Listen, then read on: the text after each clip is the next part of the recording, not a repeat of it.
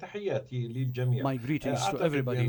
I هذه believe الحزمة that يعني this package, الأخيرة this latest والأخيرة ممكن package, نقول and يعني it في is the last تاريخ one حكم for بايدن the هي Biden سياسية أكثر administration, مما it's هي more على أرض political الواقع يعني rather عسكرية than being أو a مالية، وقد military one or خفضت a يعني في financial الأيام one. It الأخيرة has been نتيجة decreased in للكوارث the last days الطبيعية التي تحل because في of الولايات the natural المتحدة. disasters كما تحدثنا سابقا that are بأن happening in the US. الإدارة الديمقراطية As said وإدارة before, يعني بايدن the ستستمر في Democratic دعم أوكرانيا government العسكري will continue لآخر supporting يوم. هذه Ukraine till the very مسألة last day of مرتبطة it يعني in office. بالمواقف And this is الخاطئة bound to كما the أعتقد يعني wrongful الأخطاء positions, I believe, الاستراتيجية because التي one of ارتكبتها the الولايات strategic mistakes المتحدة of the في خوض هذا US الصراع in يعني getting into this الجيوسياسي geopolitical الذي عولت conflict, عليه على نصر استراتيجي، the ولكن US يعني النتائج expected خلال a تقريبا strategic 3 أعوام win نراها لا for its تصب ally, but في مصلحة after الولايات 3 years, things المتحدة. are not إن pouring into the تكلمنا عن interest of the المسار US. العسكري If we فلا speak يمكن about لمثل the هذه military path, يعني المعونة this العسكرية package أن تحقق شيء cannot على achieve الجبهات، much والتي on the نرى ground بأن in the different التقدم يعني fronts على أكثر because من we محور see هو there has been an لصالح advancement روسيا. on many ولا axes ننسى بأن يعني for آخر Russia. تقدم كان And أو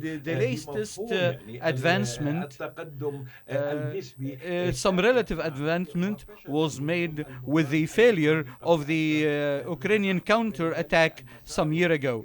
So these packages from the US now is to be seen as political ones, and they are going to be rather negative rather than positive, because this conflict is coming to the end of it, because the new administration is not willing to continue a military support to Ukraine, or relying on some strategic points through which Ukraine can be empowered to get some kind of a plus in its negotiation table with Russia.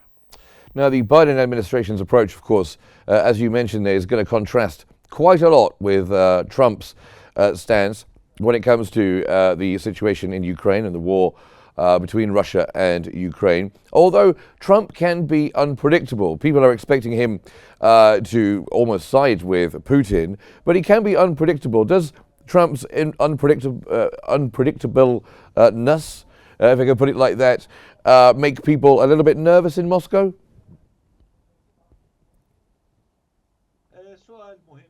That's a very important question. But for me, I don't think that there will be confusion. The confusion is not going to be a title for Moscow or the Kremlin. We are not speaking about Biden or Trump. We are speaking about the US and the position of the US towards this crisis, and the military and financial capabilities of the US to finance this kind of conflict for the favor of Ukraine. In this lies the real dilemma, because the US has provided the most of what it could provide. And we have seen the graduation of military financing, and from starting with the Javelin missiles, then HIMARS missiles, then the Abrams tanks, and finally the F-16 fighter jets. So the US provided everything, and it's like the final chapter of this conflict now. And I don't think that the US will continue to provide weapons to Ukraine, like nuclear weapons, to win this game for Ukraine. So it is more bound to the political path, which the Biden administration actually lost. For Trump, there are many suggestions made. There is some partial willingness to stop this operation and to get to some kind of truce. But now we are faced with what the Kremlin hopes for. The Kremlin wants a final solution, not a partial solution of the crisis. So the question now is, could Trump have the tools, the good tools for a final solution, which is bound not only to Ukraine, but to the Western structure and the Western security equation in the European continent? I believe that this would be the real dilemma, and there would be the concern about the security guarantees. Under Biden, they did not want to give any kind of guarantees. Even before the Russian military campaign against Ukraine, the question is about the expansion of NATO eastwards. Yes, we're going to come to NATO now because, of course, European leaders have expressed concern about US policy shifts when Trump takes office. How do you see NATO's role evolving in response to these uncertainties? And do you think NATO will hold together?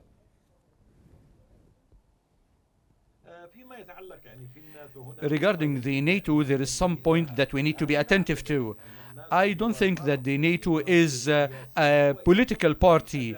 NATO is just a political military tool in the hands of the US. It has been utilized in many conflicts in the region or in the world. So the utilization started, as we see it, through the Biden administration. But in the previous term of Trump didn't care about NATO. And there was a lot of questions raised about whether NATO will continue or not, because NATO has lost its real strategic significance after the end of the Cold War and after the collapse of the Soviet Union. So today it's a different stage of the life of NATO as a political tool, military tool. So probably, yes, there are many questions about the continuity of NATO or revitalizing the NATO. There was attempts for that even under Biden.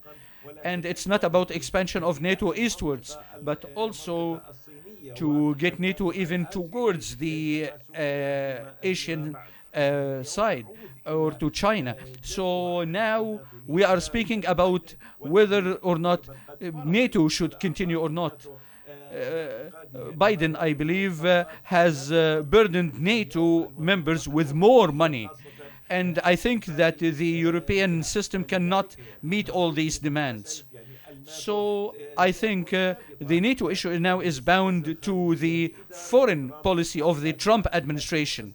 So in this, Trump will be colliding with the establishment and the other important establishment inside the US, which is the Pentagon itself, because through which the US can decide about it. So because of all of this as a whole, there will be an internal conflict inside the US between the White House and the Pentagon, and a repercussion for that on the outside arena, on the European structure, on the NATO. Okay, well, let me just ask you about Russia then, Doctor, because since you're in Moscow, how is public opinion standing right now within Russia about this war? Of course, when Russia first embarked and invaded Ukraine, I don't think it was expecting it to last as long as it has. Is public opinion in support for Putin's war holding up in Russia? Here, there should be some correction. It's not about this particular term as Putin's war, as the Russian community believes. The Russian community is more aware that this is not a conflict with Ukraine. It's not a military war against Ukraine. They see it as an existential war between Russia and the Western system. And among the mistakes made by the West since the beginning of the conflict is seeing it this way, because the Russians believed that it is not about the political regime inside Russia and the Kremlin.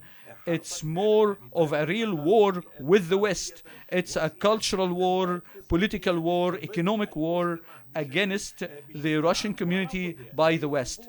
So it's more of a rejection of accepting Russia as part of the world within the notion of a civilized world.